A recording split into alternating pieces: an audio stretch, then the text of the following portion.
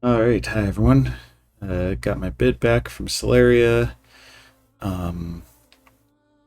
Blood 8, so we'll be getting um, Life for Life and what's that other spell? 3 red seconds. So we did all of our site searching. We found one thing we found, which was this the Prison of Hearts, which lets us recruit this libertine, debauched libertine, uh, something like that. I don't want any. They cost way too much unrest and they cost way too much gold. But they exist, I guess. Let's see. Our usual array of summons. This will be a pretty quick turn overall. Found a maelstrom, so there's some goodies underwater. Blood hunting. Lost 2 more of our soul contract scouts, so we're going and building those back up. Cleared out these relay things. Agartha attacking Ashdod. Evidently, Vanarus is fighting Kalem up here, so things are a little interesting. I kind of assumed Vanarus was just dead, but I guess they're not.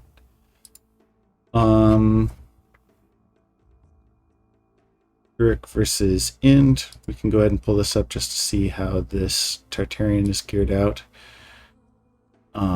Fairly low MR for a Tartarian, but everything else is high quality.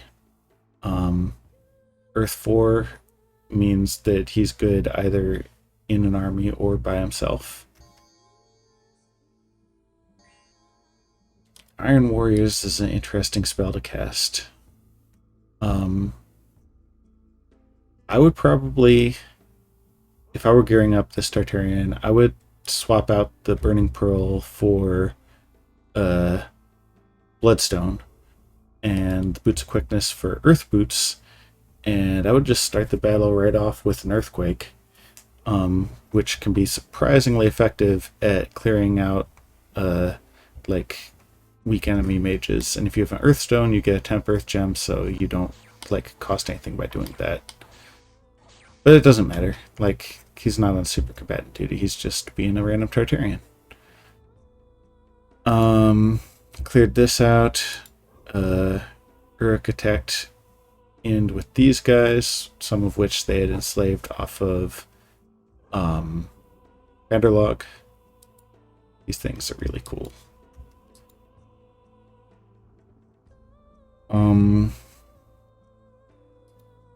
Ashdod took a swing at Agartha, but got scared off.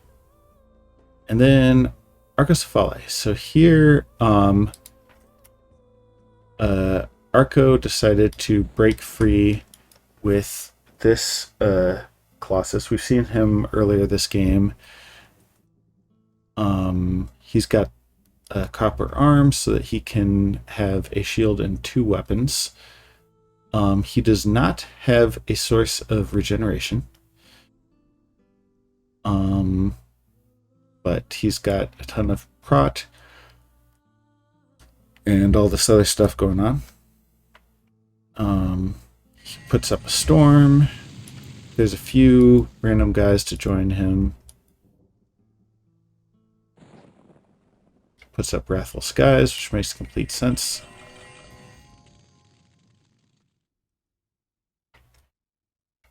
Now, because of the storm, and Agartha is still doing their buff script, so the storm is just shooting some random mages. And granted, because these are Ashdod, they've got a lot of HP, they can handle the lightning strike, but it's still quite annoying. Rain of Stones. Now here, Ashdod has not cast Weapons of Sharpness, and normally as Ashdod you don't need it because your Anakites just hit so hard to begin with. But versus this guy, it would have helped a lot.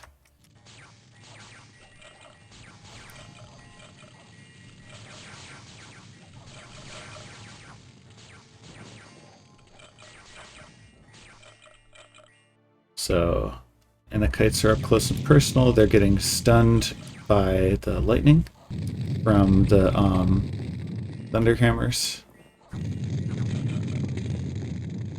Rain of Stones continues to fall. He gets off a spell every turn because of innate spellcaster. And he's just continuing to drop the lightning. He's up to 36 prot, so maybe cast like Temper Armor or something. This guy's kind of fills up the whole log.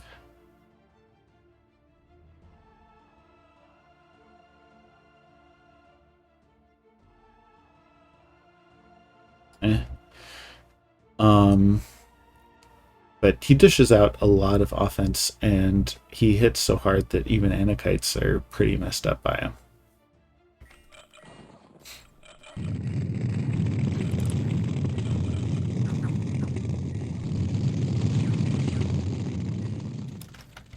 Has he taken any damage yet? He's taken just 4 points of damage.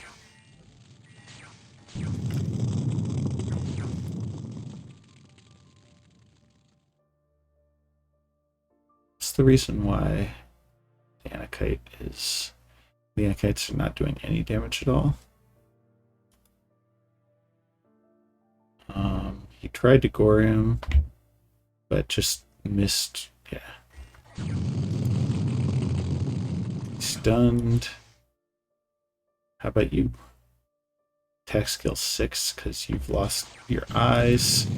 Oh yeah, this thing also blinds them.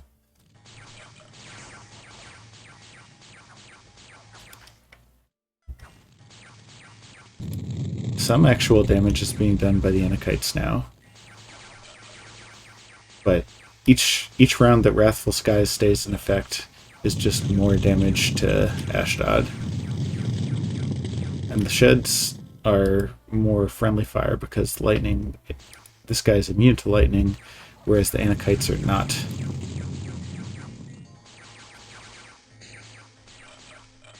Like, Ashdod was clearly just not prepared for this super combatant. And most of the time, Ashdod as a nation doesn't have to deal with super combatants. But it's late enough, and Bronze Colossus in particular is something that you just always have to watch out for. A Thunder Ward would have made a huge amount of difference, as would have Weapons of Sharpness. Alright, so we'll fast forward. Lightning has continued to clear out these mages here.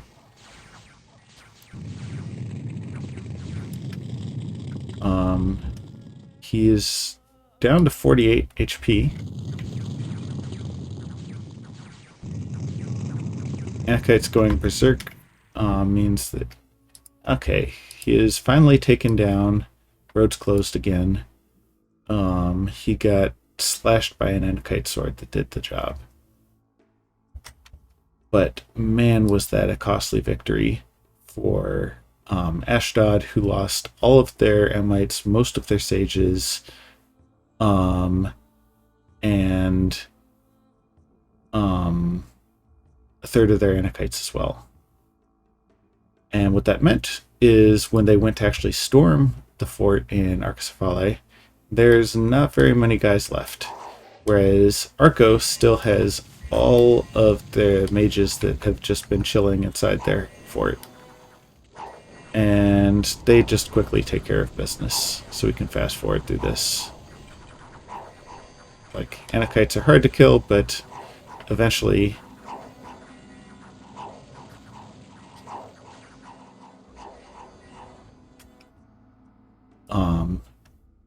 eventually everybody gets wiped out, and Arco loses almost nothing and actually gains 11 Anakites.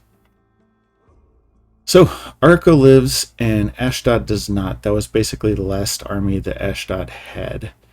So now, if we go ahead and look, Ashdod still has all this territory up here, which frustrates the piss out of me because, well, Agartha cut me off, and I'm not going to have much luck going to Agartha and saying, hey, could you not cut me off? Because, well, they're probably pissed at me for attacking them. So I don't expect them to yield there, which is annoying. All of this land, like Pythium, can go ahead and grab it as soon as they realize it's available. Otherwise, Calum can take a swing at it.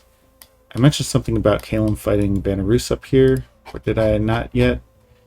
Yeah, there was a battle between Calum and Vanarus. So evidently that's a thing that's happening. But I'm sure that Calum can spare a few squads of just your classic Spirehorn warriors to fly over and eat up all this Ashdod stuff.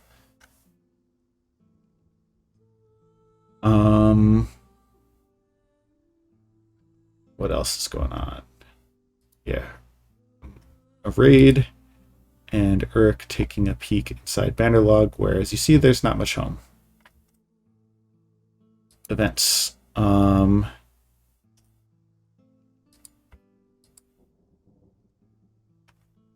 So I don't know. Too worried about fertility cult. Lay attack, Mother Pearl. Oh no! That was here, so I'm going to go ahead and reconquer that. And Satis lost a little bit of income. Lost some scouts, found a scout, finished some forts, breached the usual stuff. So we're getting all of our dudes into position in relay, and then, as we talked about earlier, I'm going to just fly a bunch of water breathers over through relay and try to conquer as much of it as I can before other nations realize what's happening, because I want it all for me.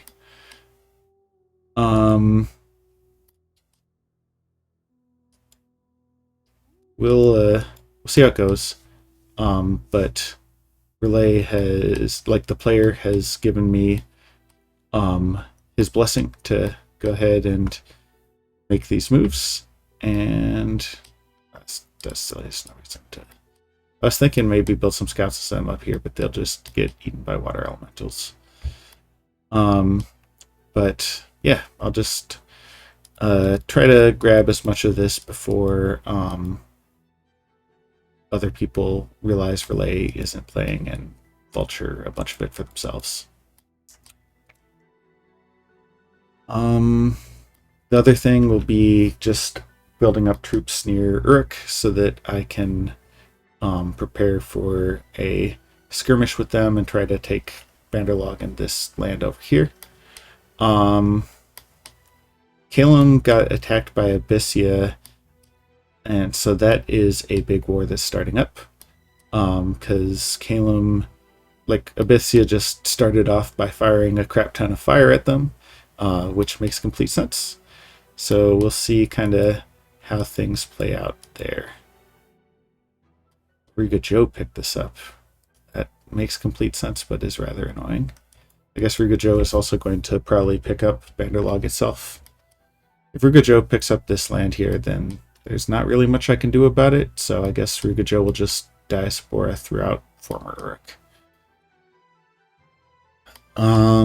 So yeah, that covers it for now, and I'll see you around.